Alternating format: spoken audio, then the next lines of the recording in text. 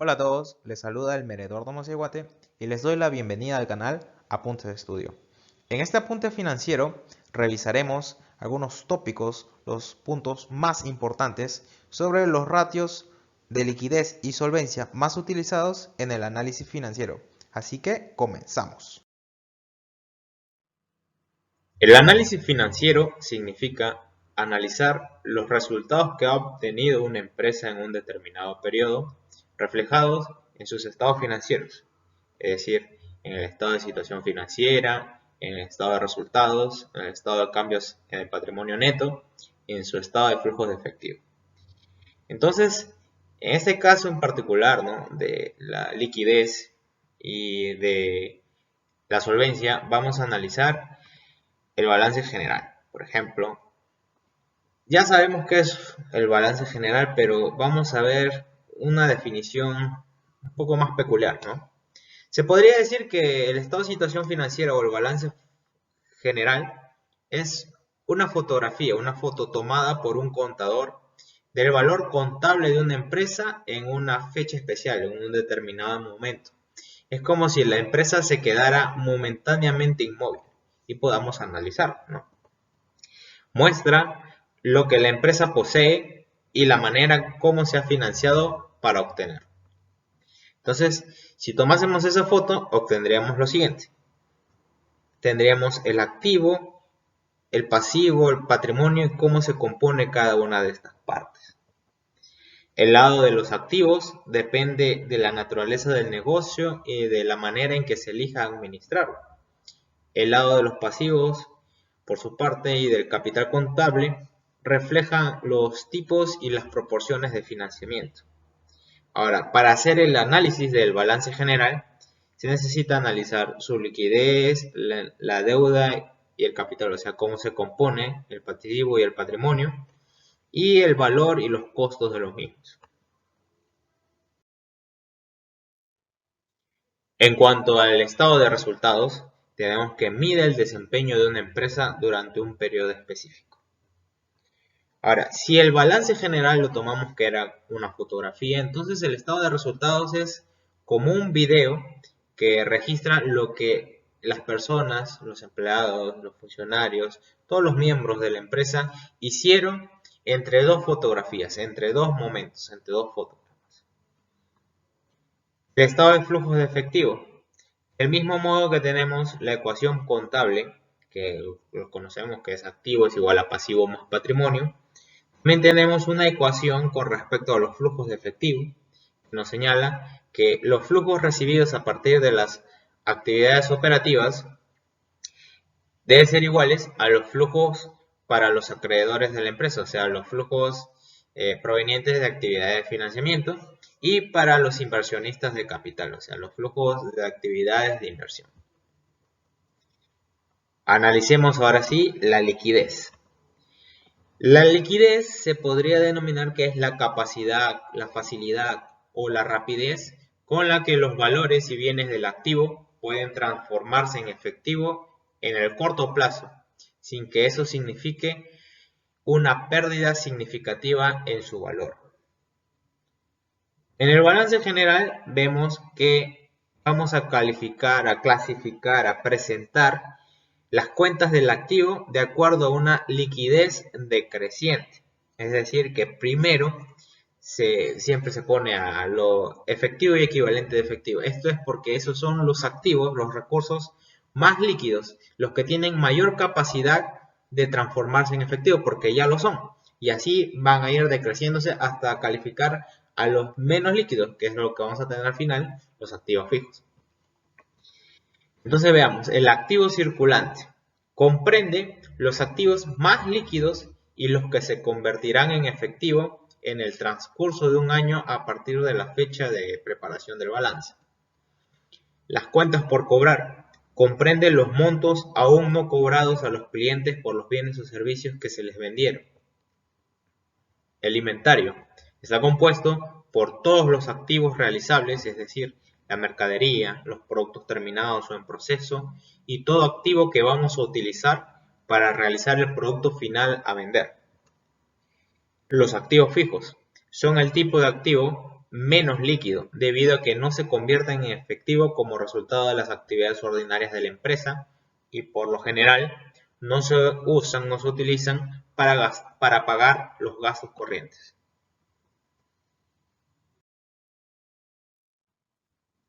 Hay que tener en cuenta lo siguiente, que a medida que los activos sean más líquidos, la empresa tiene menos posibilidades de experimentar problemas para hacer frente a sus obligaciones en el corto plazo. Con ello, se puede afirmar que la liquidez está relacionada con la posibilidad de que las empresas eviten tener problemas financieros. Y esto es otra característica, pues, de la liquidez, puesto que la liquidez también se puede definir como la capacidad que tiene una empresa para hacer frente a sus obligaciones con terceros en el corto plazo. Sin embargo, al invertir en activos líquidos, se está sacrificando la oportunidad de invertir en instrumentos más rentables, ya que, por ejemplo, los activos líquidos presentan tasas de rendimiento menores en comparación con los activos fijos. La liquidez en las empresas. La falta de liquidez presenta diversos matices a analizar, y más si se trata de empresas de distintos rubros. Es por ello que se debe hacer una distinción entre la liquidez de las empresas comerciales, industriales y financieras, ya que la liquidez va a jugar un papel ponderante de acuerdo al rubro de la empresa al que se dedique. Cualquiera que sea la actividad económica de la empresa, sea indistintamente de ello, no es posible prolongar la duración de las inversiones más allá de los vencimientos de los créditos obtenidos, pues ello nos pondría en riesgo de ver amenazada la liquidez de la empresa. ¿Qué problemas se pueden presentar con la liquidez? Por ejemplo, tendríamos la iliquidez, también conocida como falta de liquidez, se origina cuando en la empresa se presenta una situación de falta de capitales para desarrollar sus actividades normales, o sea, cuando no contamos con dinero líquido, activos líquidos, dinero en efectivo, para poder hacer frente a nuestras actividades, para poder hacer frente a nuestras obligaciones. La sobreliquidez, también conocida como exceso de liquidez, se da cuando los capitales disponibles de la empresa sobrepasan a sus necesidades de explotación.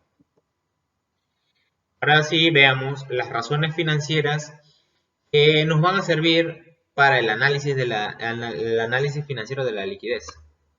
Tenemos en primer lugar a la liquidez corriente, también conocida como razón corriente o razón circulante. Se define como el activo corriente sobre el pasivo corriente. Esta es una medida de análisis de la liquidez a corto plazo debido a que se espera que tanto el activo como el pasivo corriente se conviertan en efectivo dentro de los 12 meses siguientes. Nos da a conocer la presencia o ausencia de la capacidad de pago de la empresa en el corto plazo, pues su resultado nos indica las n veces que el activo corriente va a cubrir al pasivo corriente. Una liquidez corriente alta indica liquidez, pero también puede indicar uso ineficiente del efectivo y o de otros activos a corto plazo. Es decir, que un resultado positivo de la liquidez corriente sería que fuese mayor o igual a 1, pues eso significaría que el activo corriente va a cubrir al pasivo corriente en su totalidad. Un resultado negativo sería pues que este resultado fuese menor que 1, pues nos diría que el activo corriente no sería suficiente para cubrir nuestras obligaciones del corto plazo.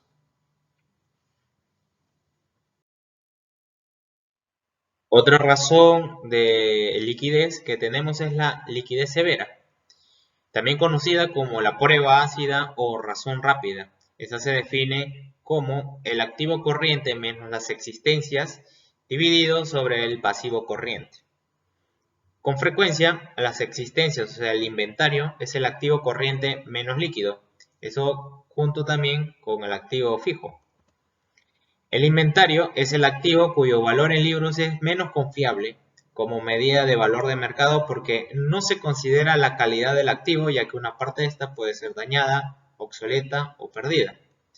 Un aspecto importante es que los inventarios relativamente grandes son frecuentemente una señal de problemas a corto plazo. Problemas, por ejemplo, que la empresa puede haber sobreestimado las ventas, o puede haber comprado la empresa o producido en exceso, o puede haber una posibilidad que los stocks, o sea, todo tu inventario, no pueda ser vendido.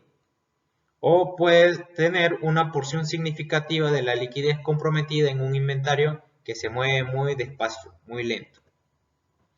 Como resultado de esos problemas nos daría un riesgo de iliquidez. Mediante esta fórmula de la liquidez severa o de prueba ácida, se puede conocer la capacidad de pago de obligaciones a corto plazo con recursos líquidos disponibles y exigibles a corto plazo, ya que al deducirle el activo corriente de las existencias, nos estaríamos quedando con el efectivo y equivalente efectivo y las cuentas por cobrar. La liquidez absoluta, también conocida como razón de efectivo, es la medida en la cual solamente participa el dinero disponible como único medio para hacer frente a las obligaciones a corto plazo. Se define como el efectivo dividido entre el pasivo corriente. Esto nos da a conocer la capacidad de la empresa de hacer frente a sus obligaciones a corto plazo únicamente con el efectivo y equivalente de efectivo disponible. Se recurre a esta fórmula debido a que puede existir la posibilidad de que los créditos no sean cobrados. Su uso es de alcance limitado, puesto que necesita complementarse con un análisis del vencimiento de las deudas a corto plazo.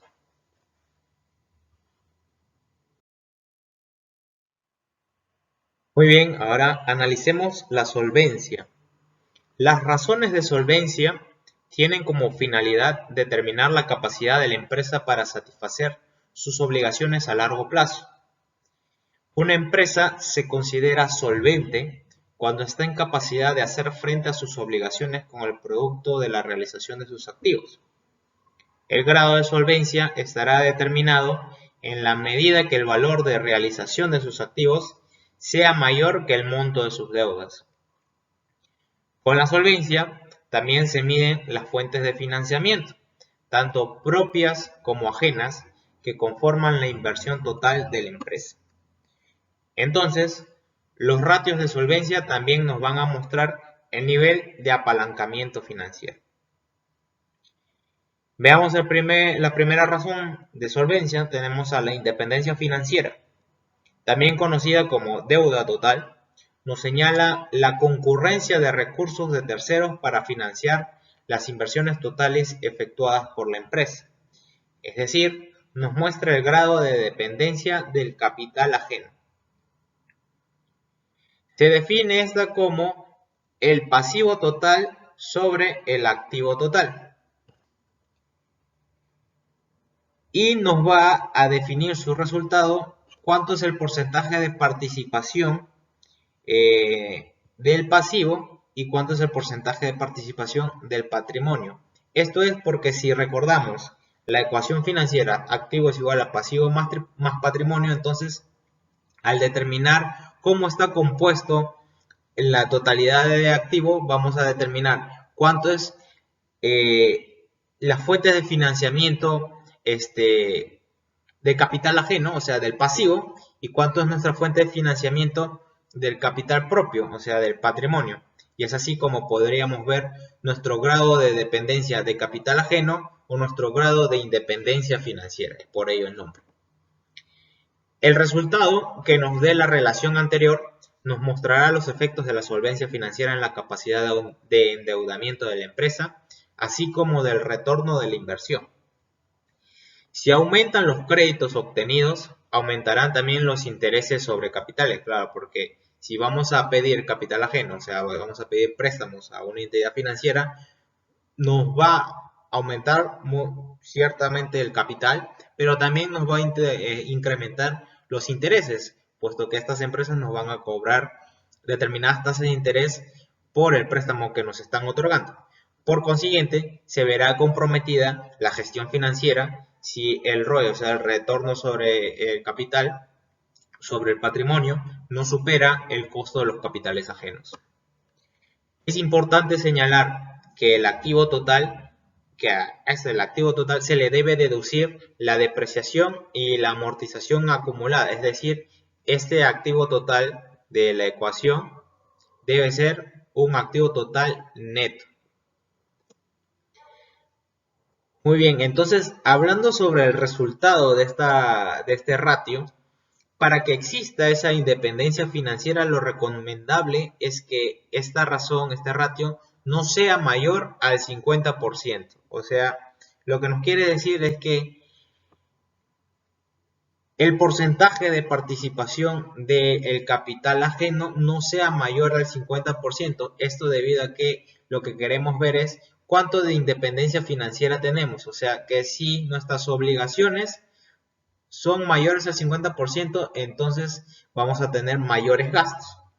Sin embargo, un porcentaje mayor tampoco no significa necesariamente que la empresa sea insolvente, pues complementariamente se deberá analizar en conjunto con otras razones de solvencia y liquidez.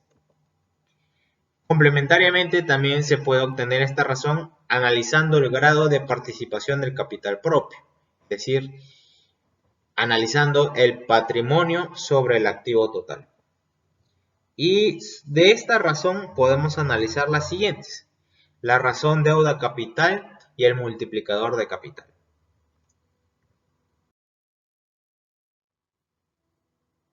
Tenemos razón deuda capital. Nos señala el grado de participación del capital propio y de terceros para financiar los recursos a utilizar en la empresa para el desarrollo de sus actividades.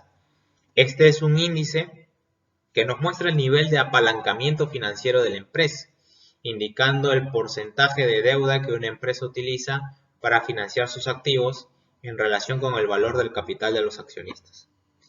Se define como el total del pasivo sobre el patrimonio neto. Por el otro lado, el multiplicador de capital nos señala el apalancamiento financiero de la empresa, interpretándose como la inversión total realizada para adquirir los activos en relación con el capital aportado por los socios. Si este ratio es igual a 1, significa que la empresa ha financiado la adquisición de activos únicamente con recursos propios. Por el contrario, si es mayor a 1, significa que se ha financiado también con deuda a terceros. Este ratio está muy relacionado con el ROA y el ROE, o sea, el retorno sobre los activos y el retorno sobre el patrimonio. Se define a su vez como total activo sobre patrimonio neto. El multiplicador de capital siempre va a ser igual a 1 más razón deuda capital. Esto debido a que el multiplicador de capital, como vemos en la fórmula, es igual a total activo sobre el patrimonio neto. Ahora, si recordamos la fórmula de la ecuación contable, el total activo, o sea, el activo total es igual a pasivo más patrimonio.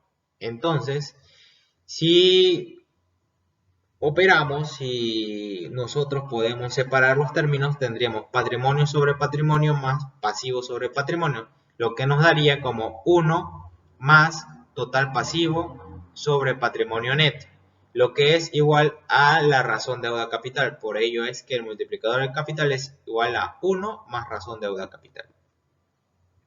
Ahora, la razón de cobertura del activo fijo nos indica las veces en las que el activo fijo es financiado con recursos a largo plazo.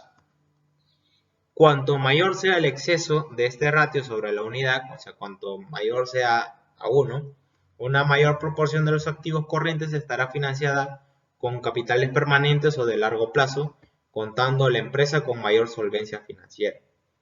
Esto se define como deuda a largo plazo más patrimonio dividido entre el activo fijo neto.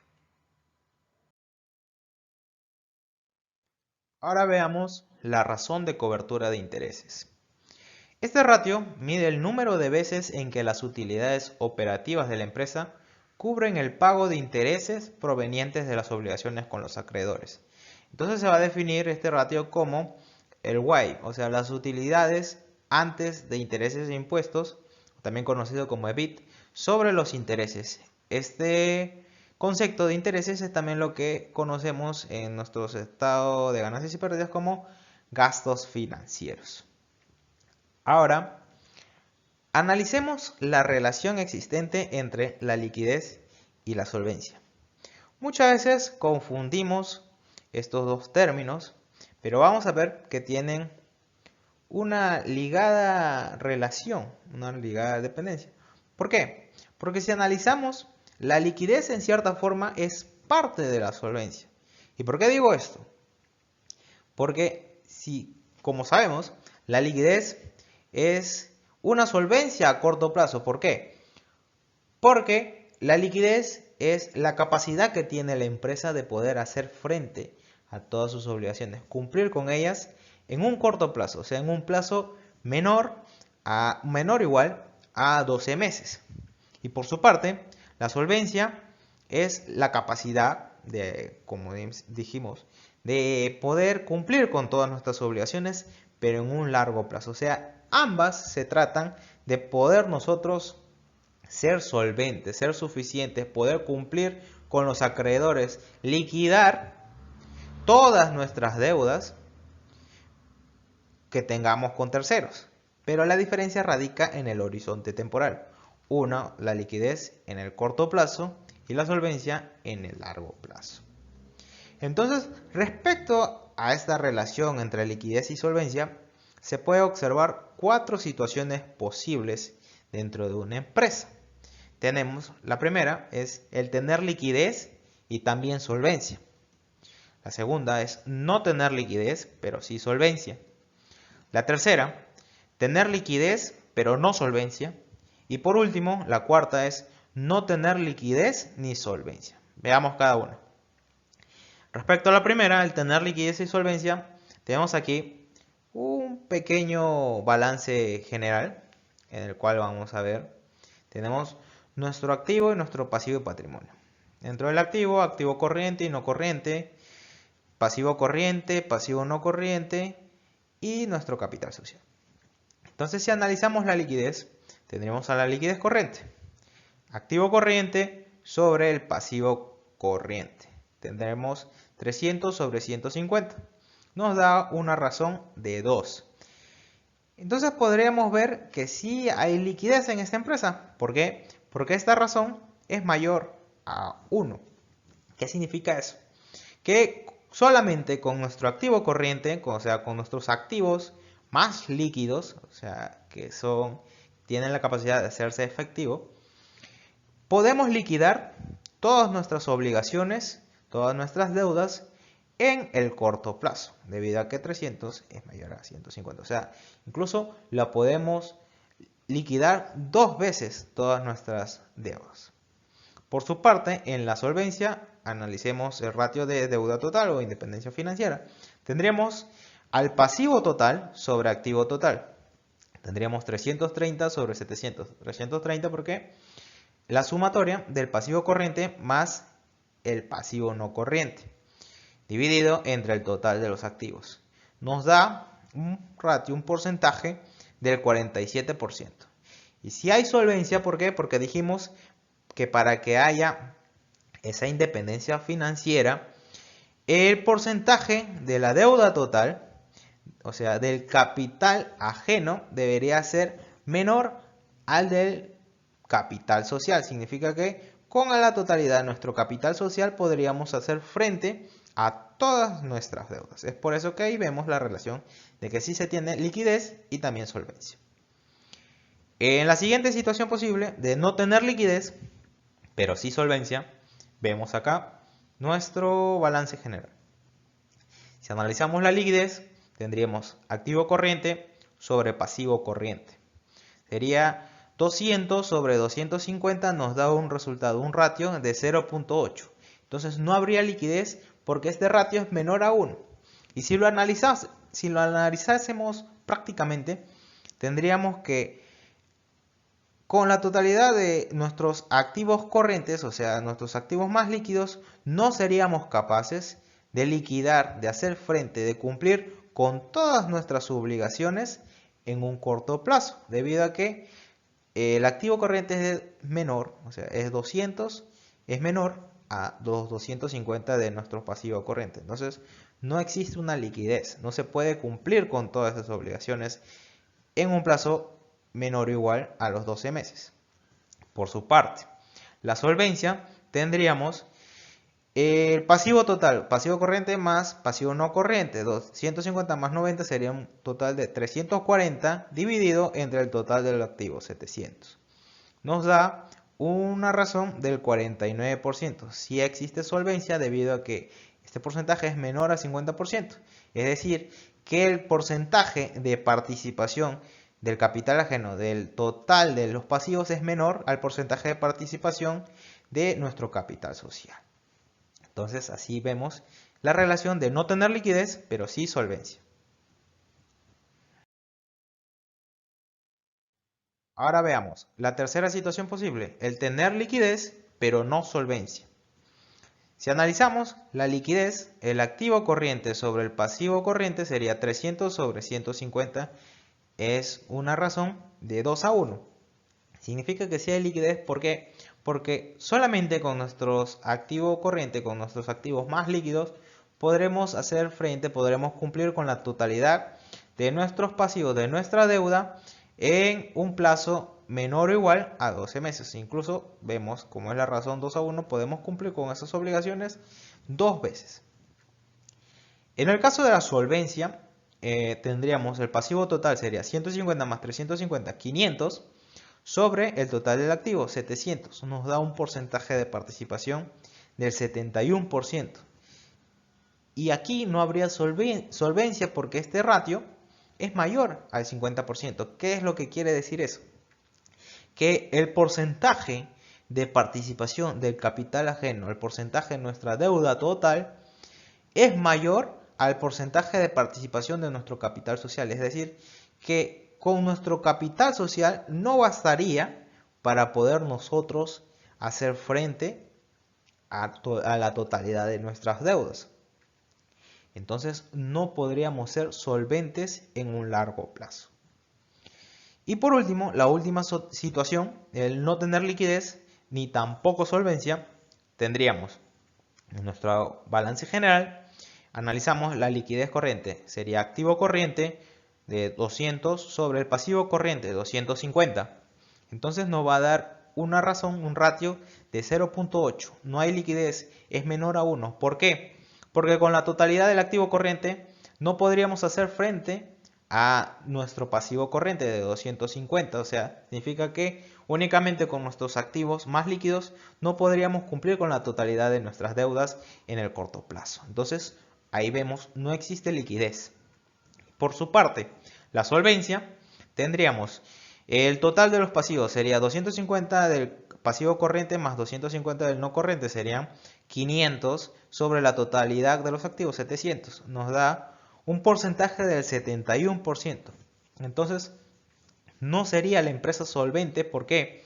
Porque el porcentaje de participación de la totalidad de las deudas, del capital ajeno, es mayor al porcentaje de participación de nuestro capital social. ¿Esto qué quiere decir? Que únicamente con el capital social no podríamos ser capaces de cumplir con nuestras obligaciones en un largo plazo, en un plazo mayor a los 12 meses.